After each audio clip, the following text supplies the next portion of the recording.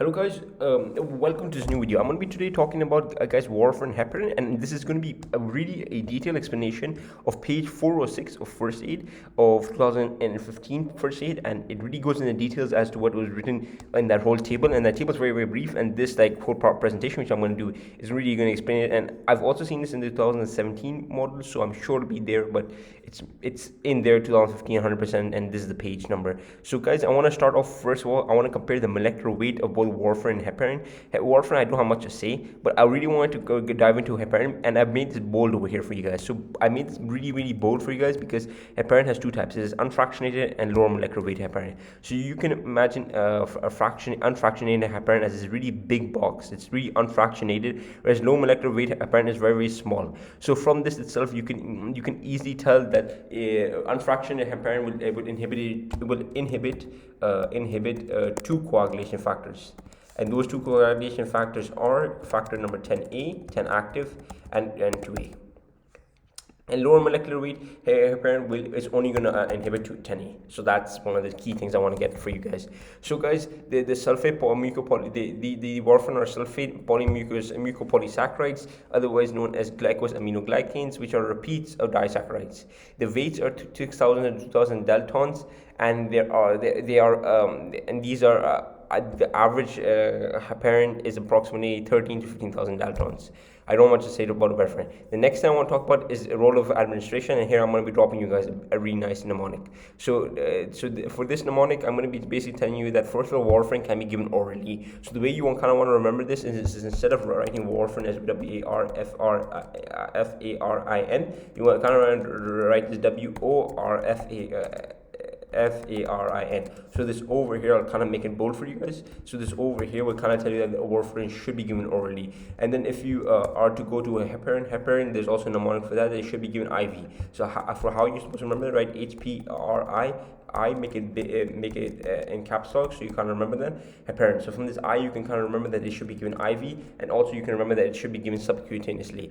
Guys, the mechanism of action for heparin and warfarin. So heparin unfractionated inhibits 10N2, but as low molecular weight as we spoke only inhibits factor 10A. So what's going on over here? First of all, guys, I want to drill it in your mind that first of all, heparin occurs in the blood. You really want to know this. It occurs in the blood vessels. So we can see over here, let's just say normally in the blood vessel you have a antithrombin 3, and the antithrombin 3 is sitting on the endothelium, and then these two normally inhibited 10A and 2A in a normal person. So right now you're not coagulating, you're not really making any clots, so you're inhibiting 10 and A. But what happens is, and this is antithrombin 3, so what happens is that heparin comes here, so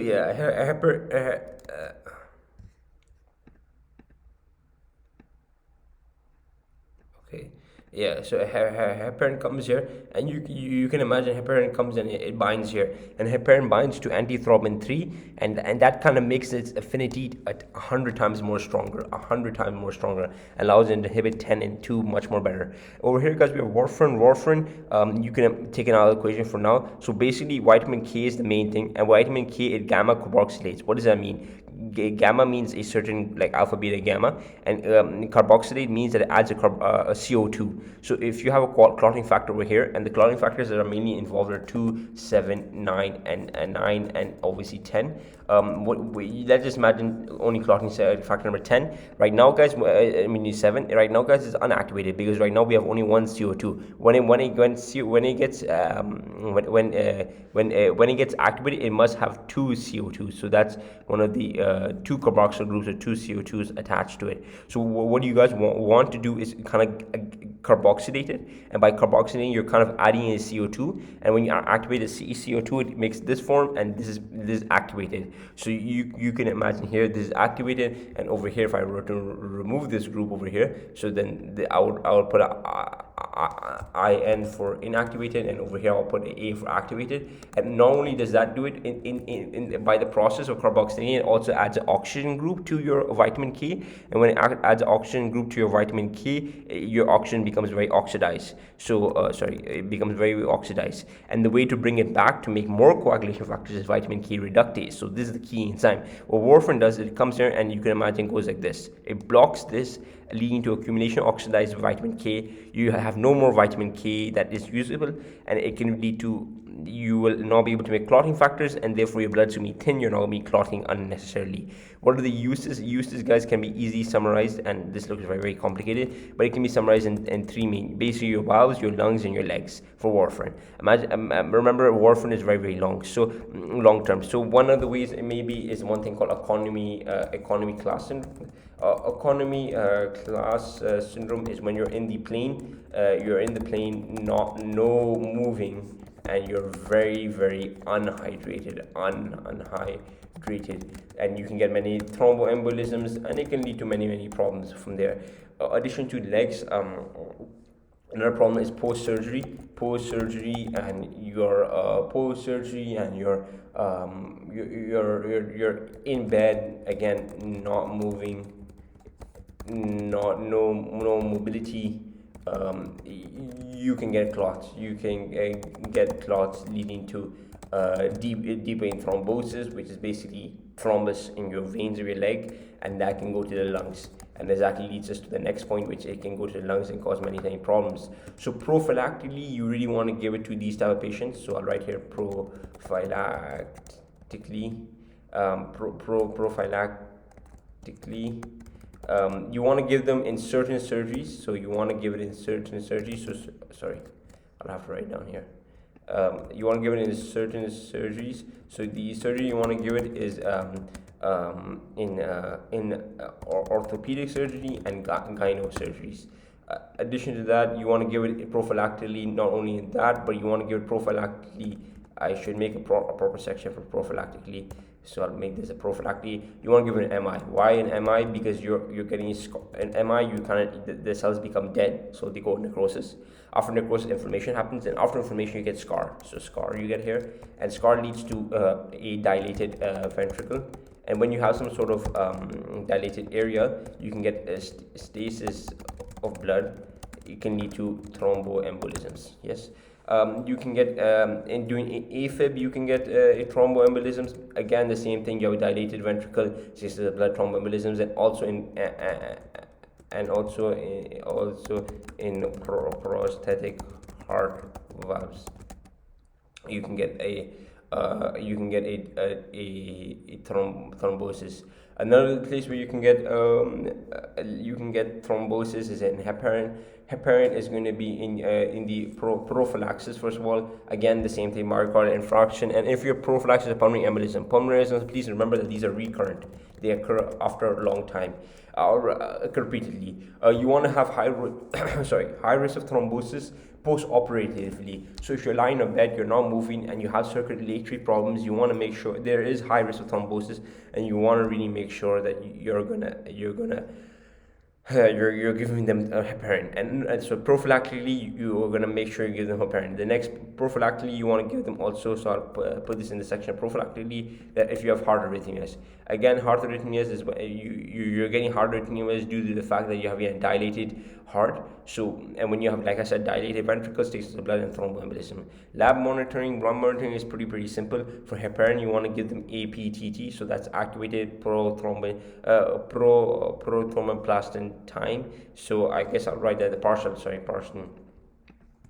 I'll have to write that down. Activated partial thromboplastin time, and these are going to be involving your intrinsic factor, your common pathway, and these inhibit these main factors. And as you know, that heparin mainly inhibits 10 and 2, at least unfractionated inversion. So then this test is really ideal for that. And you also want to monitor your thrombocyte counts. It shouldn't be too low. It should not be too low that there's unnecessary bleeding, and it shouldn't be too high that there's unnecessary clotting. INR over here, INR looks very hard to understand, but it's very simple. You basically have your prothrombin time over, I'm not sure what the formula is, but I know that there is going to be, I'll just check, international normalized ratio. Yes, so you have your prothrombin test or prothrombin times, your time you're going to take, and your normal prothrombin time, which is normal of every single human being. So again, a shout out to Wikipedia or whichever website this came from. But anyways, back to the PowerPoint, that, like I said, prothrombin time and over the what is the normal range for everyone. Normal range for everyone. So if you have a low, and what is the test here? We're looking at prothrombin time. So we're looking at how long does factor 2 take to develop, or factor 2 take to develop. That's the main thing, prothrombin time. If you have prothrombin is very high, 3 or 4, normal range should be 2 to 3. If you have very high, that means you have high risk of bleeding. If you're very low, that means you have high risk of thrombosis. So complete opposites. Antidote, again, guys, I'm hitting you guys with a really nice mnemonic. Mnemonic over here is going to be for heparin. How do you remember that? First of all, you should look at the heparin and look at the N. Remember from that, you should remember heparin is negative. And then from that, you should it should kind of hit you that the antidote for heparin should be anything that's positive. So then the positive would be anything starting with P, and that would be prothrombin sulfate. We can look over here for warfarin. Again, we know the cycle of warfarin comes here, it kind of inhibits it. So what you really want, and one of the main things that's lacking is that there is not enough vitamin K. So what reduced vitamin K, which is not oxidizing, doesn't have oxygen. So what you want to give the patient is vitamin K to kind of reverse this. Another thing is frozen plasma. Frozen plasma is basically a bag of blood. You can imagine a bag of blood, so it has a lot of clotting factors in there, and it can really help a lot. Inhibition of coagulation in vitro, guys, warfarin should be very, very easy. Warfarin occurs in the liver. You need to inhibit this enzyme, vitamin K reductase, which is in the liver. So please don't forget that this is going to be in the liver. And so if you're in vitro, you're in test tubes, you're not going to have any liver, so you're not going to have any inhibition. Heparin over here, guys, imagine this, like I said, guys, I really want to drill in your head that this is a kind of like this is like a blood vessel over here, which I've drawn over here. So antithrombin sits on the side of the blood vessel and inhibits this normally. So it can it's inhibiting it normally, but when you add in heparin, when you add in heparin,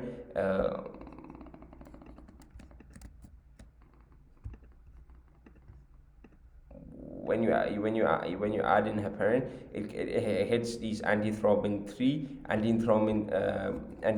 times it by 100. It activates this, and it can lead to inhibition in vitro. Guys, adverse effects. What are the adverse effects? First of all, for adverse effects, you really want to know for heparin. Heparin is kind of like, it causes osteoporosis. Again, I got this photo from the internet, so spineuniverse.com, and basically this is a normal bone and becomes very, very osteoporotic. So it has many holes in it. You can imagine osteo means bone. I think porosis means bone. Bleeding occurs in 1 to 3%. As you know, the heparin makes your blood thin, prevents clots. So when you're getting too much preventing of clots, you can imagine that there may be some sort of bleeding because you're not able to clot that bleeding.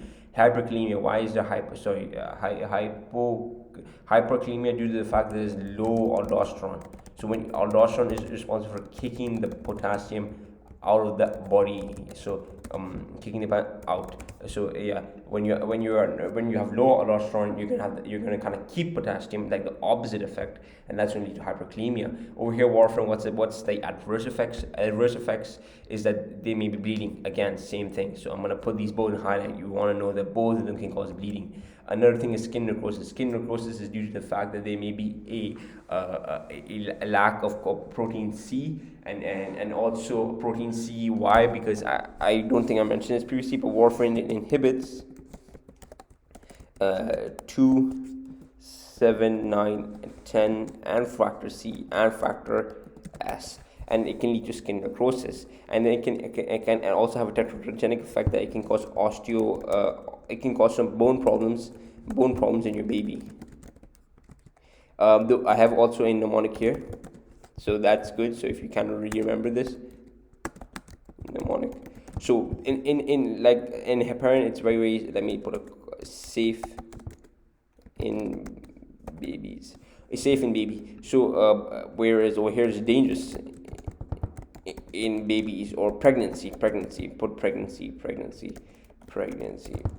So the mnemonic here is that warfarins, you can kind of remember this from the war.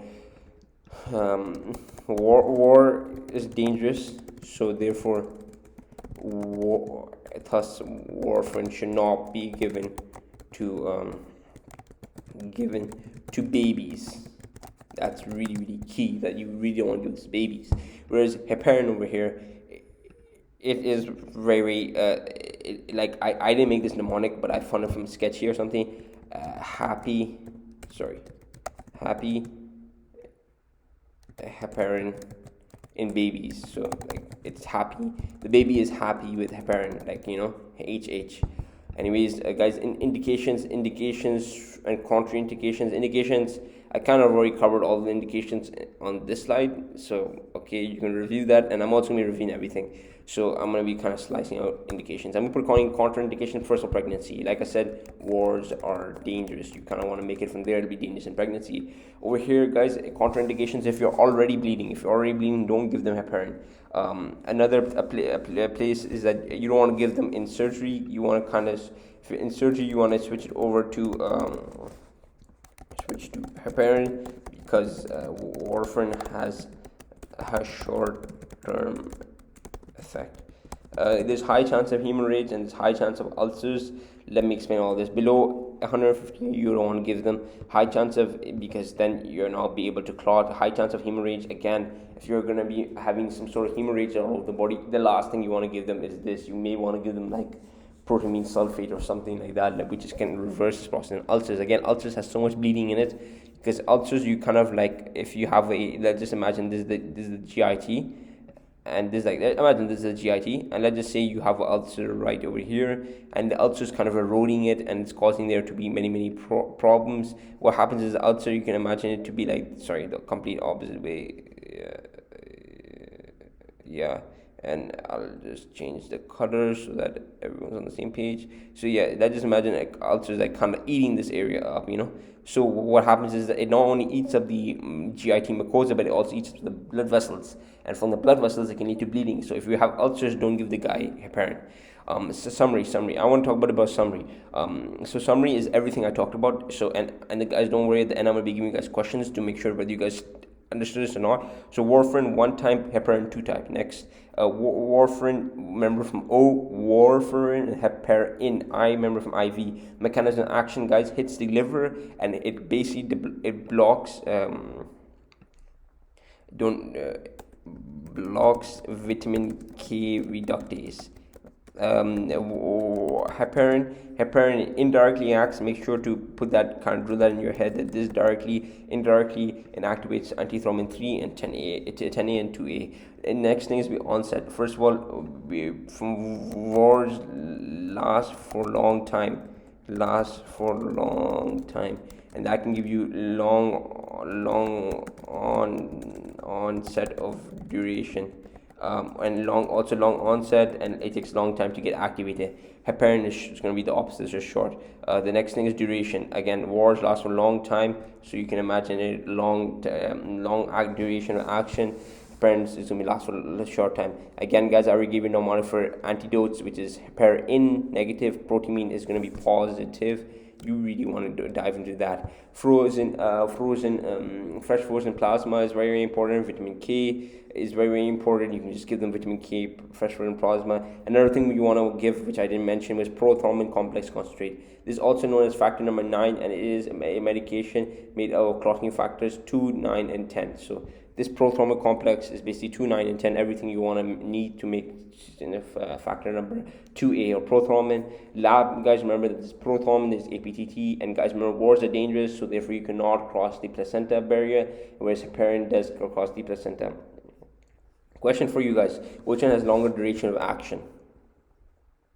So the answer over here, you should pause this, but it should be warfarin, because war lasts for a long time. What are the antidotes for warfarin? So think about it. There are 3 antidotes. So vitamin K, because you want to give them vitamin K to kind of get the enzymes back active.